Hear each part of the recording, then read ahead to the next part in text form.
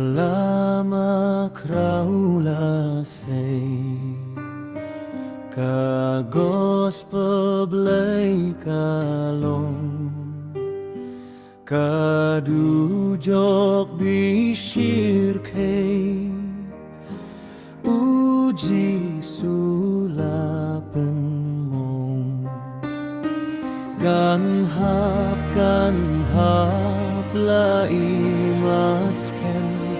khmat U Jisu kam la ïeng kan hap la imat skhem khmat U Jisu kam la ïeng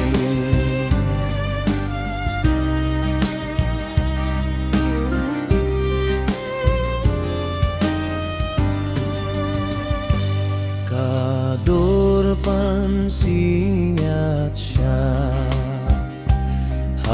khlieh U Syiem byneng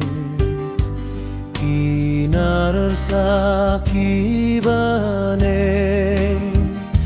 Kham korya ka jingrem toan khymih kane Kham ïong lieh toan khymih kane Kham ïong lieh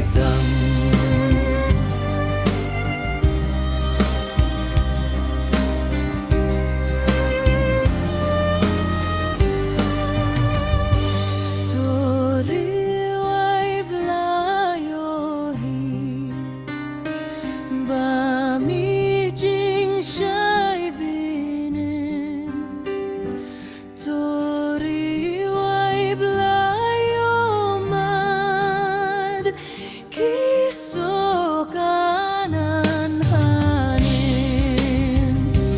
ngin poi haseyon lum ladon jingpet hari khlau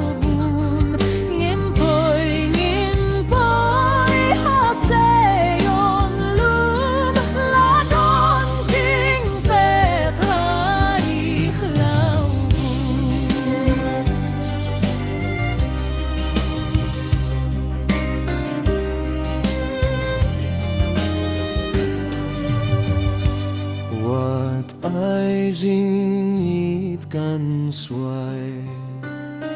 jingit ba kum lioding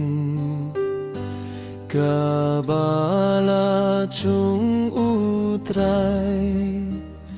ban lam yang jingshai nga ikaringan yoyakan ngan song lembad U Trai baba